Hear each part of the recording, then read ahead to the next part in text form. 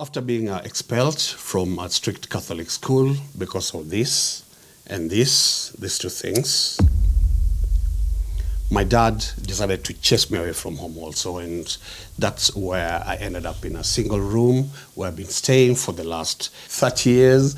Before we move on the video, let's first start with our morning routine.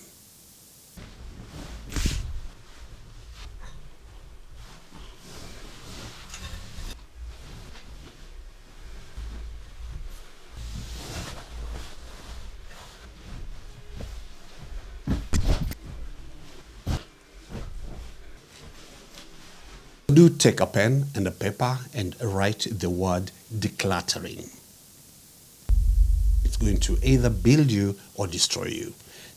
What you need at your place is things that you use and that which is enough. Now, I don't know how much is enough, but enough is just enough. The thing is, when you are staying in a place for a longer time, we sort of, as human beings, tend to become blind.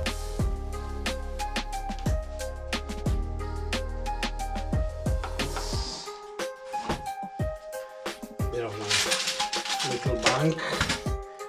Have it there also.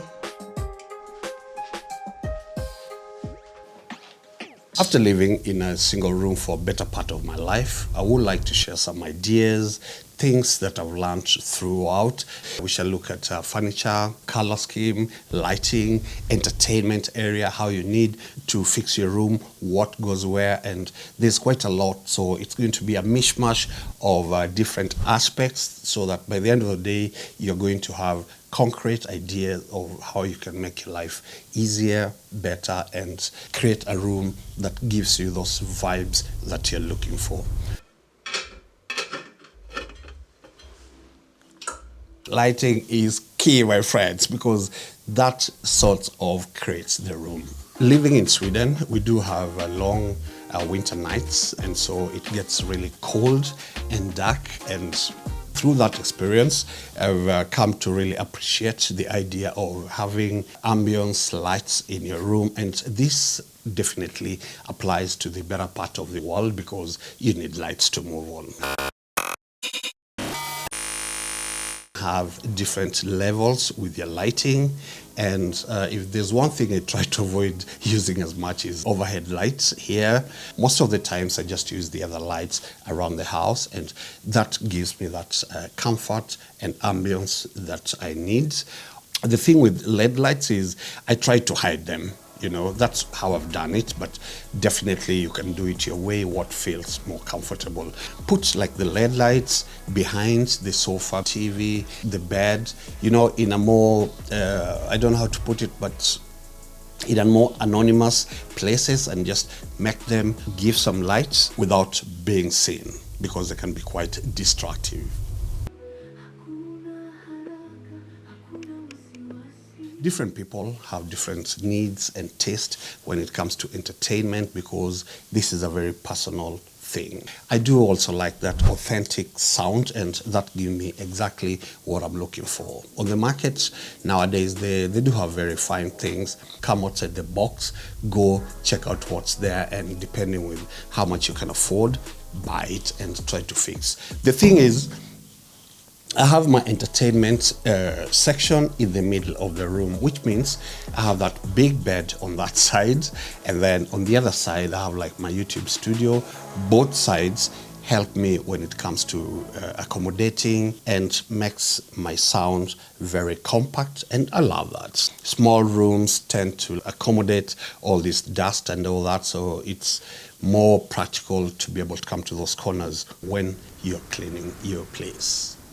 When it comes to furniture, it all goes to the taste, what you want, what you like, and which part of the world you are. But this is a 20-meter square room, and so I don't have that very big space. Actually, in this type of places, you find that having that 1 square meter is like a gold mine. And so try to get furniture that give you more than one purpose in the first place. I do have my sofa, which is my sofa bed. I have my coffee table there, which is also my store where I put my documents. So everything has like not just one purpose, but multi-purpose. I have furniture which have foot under, and what that means is it opens up the floor. You're able to see that continuation of your floor, and it sort of like creates that illusion of a bigger space.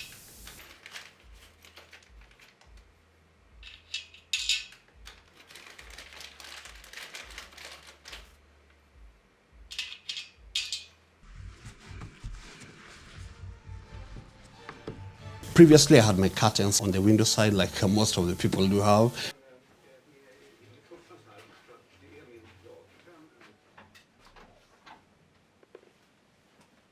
But then, after Googling around, checking around on YouTube and all that, I got a tip, and so I decided to have them right mounted onto my ceiling, and that makes a big difference, especially when I sat there, just realized that why didn't I do this before? So just have it in your mind, even if you have like wall paintings and all that, have something which is more vertical than horizontal.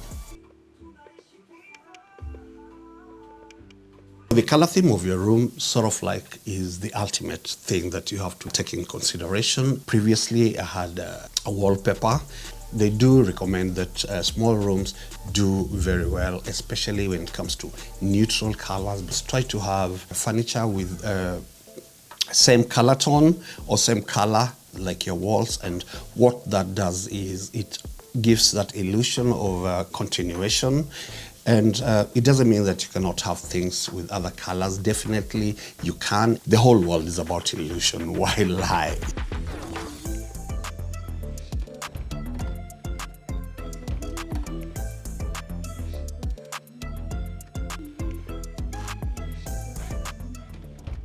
Space and storage is another thing that definitely you have to think about, because of the fact that you don't have so much space. These are the things that made me come up with this video. Look at my bed. Usually I do have parties, I like to have friends around, family, and so when they're around, they don't have to be worried about going to sleep on Airbnbs or hotel. This is enough. There are very many double beds nowadays which have drawers under, and there you just create more space. I do use it as a sofa bed also. So many ways that you can actually create that extra storage or space in your room.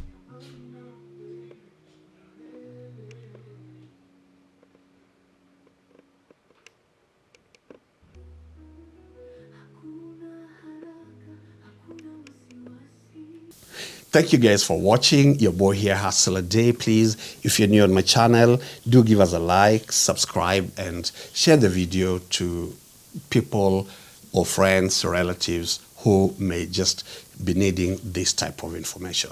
Bye-bye.